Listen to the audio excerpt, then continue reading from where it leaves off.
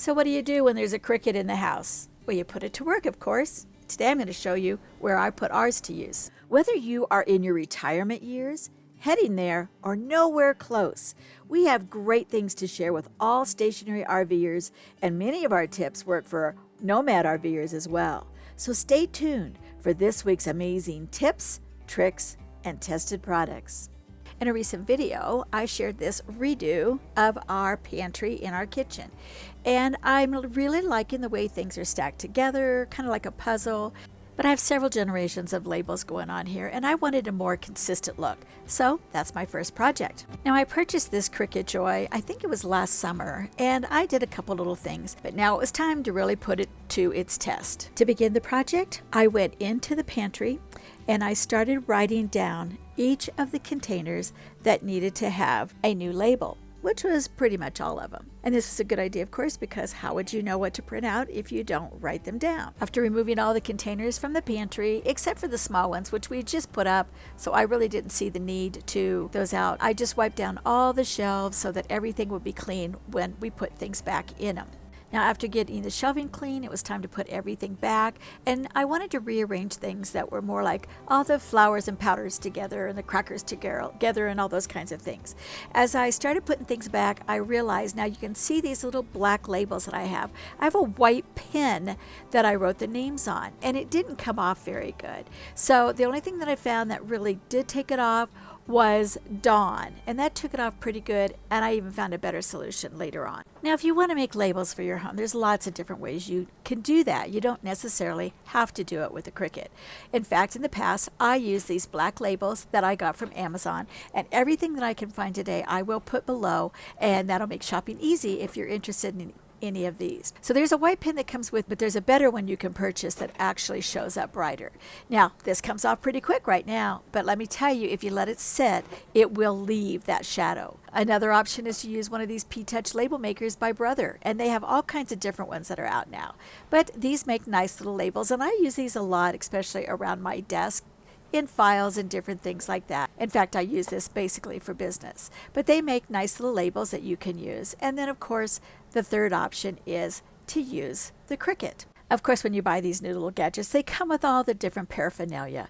I actually got this little carrying case, and it is so nice because it keeps it very compact in the credenza on my desk. I did see where the Cricut is on sale. I've linked that information in here and below as well. It's a nice little machine. It's easy to put together, and it does some really fun stuff. Once you get the little machine all together, hooked up to electricity and power, you're ready to go. And the first step is to actually design what it is you want to print. And you can do that either on your desktop or on your phone in the Design Create space. Now, this is not as intuitive as I would hope it would be. So you do have to have a little patience, but there are hundreds, literally hundreds of videos on YouTube that help you along the way should you need it. When you're ready, you press go and the machine starts, and it actually cuts out all those little intricate pieces out of your vinyl. So once your vinyl is done being cut, really can't see it too much in this picture, but the next step is to remove all of the excess that is around the cutout.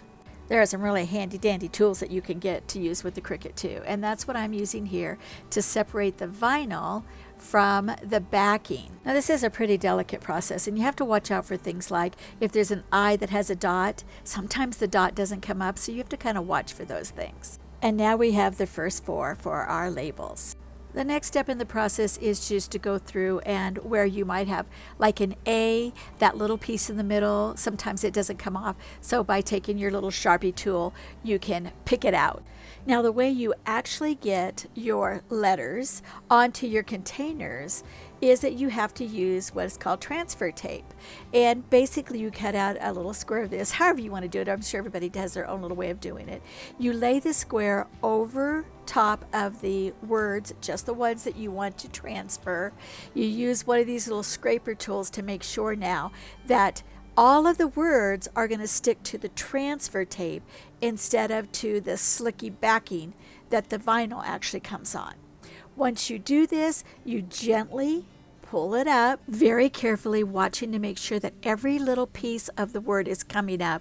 And if it doesn't, you can use the little Sharpie tool again to kind of help lift it up, and it'll stick better to the transfer tape. Now you can see I've left the black label on my canisters, and now I am putting, I needed to stand up so I could really center it, but I'm putting the transfer tape with the letters, with the vinyl letters on them, and centering it, and then using the scraper tool again to really adhere that vinyl to the black label. Now, one of the reasons why I chose to leave the black label on is because so many times men in particular, my husband's one of them, are colorblind.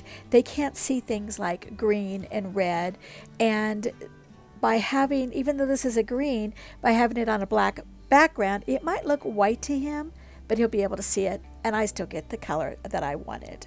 For my next project, I wanted to have the word pantry on the pantry door.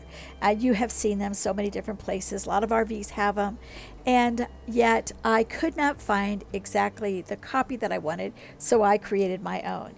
The first thing you have to do when you are putting any of these kind of vinyl adhesive things, especially on your walls or glass or things like that, is to clean it down with rubbing alcohol. Give it a few seconds to dry, and that'll take away all the grease, fingerprints, smudges, and dust. Now in this case, I actually did a little bit of measuring to make sure I could get this just as centered as possible. Now, following the same process, creating the design in Create Space, and then printing it out, putting the transfer paper on, I centered it according to the dots that I had put on the wall. And when I used the transfer tape to pull it off, I pulled off one of the stems on the wheat. The other thing that I noticed is one of them was further away than the other. You know what? I just did not like this design. So I decided I was going to fix it by adding additional wheat icons on both sides of the word pantry. And that actually turned out even worse. I think that's because of the position of the original leaves. It was really hard to figure out where to put the new ones. And I didn't like that either. So at least I get to show you that you can take these off when mistakes happen, or you don't like a design, or it's just time to change it. And I'm happy with the final project that simply says pantry. And before I show you my final project, let me remind you that this is the Cricut Joy. It is on sale currently today. This is February 22nd. And so I would get one pretty quickly if you're interested. Don't forget the extra tools. They just really come in handy. And if you purchase from my link below, it really does help. You do not pay any difference, but it does give me a little bit that allows me to help keep this channel going. And don't forget to like and subscribe while you're at it. And my final Cricut project for the day was to use the soffit underneath the ceiling to write a word phrase, one that could be seen, and because words mean a lot to me, that I could read and feel comforted by. Before printing out the words, I did some preliminary measurements, made a couple of marks on the wall, printed the words, and then put them on the transfer tape. After I pulled it off, I was very careful to just kind of lightly tap it up on the soffit to see if it was straight. I made a couple adjustments before it was time to really adhere it and take off the transfer tape. This one transferred pretty easily onto the soffit. It was nice and clean and dry. That probably helped. There were a couple places where I did have to put a little extra pressure on the words to make sure that they were going to stick well. And then it came off fairly easily. And I'm happy with the end product. We hope you enjoyed today's video and that you got a couple good ideas. If you liked it, would you please do us the favor of liking and subscribing? Thanks. Until next time, bye-bye.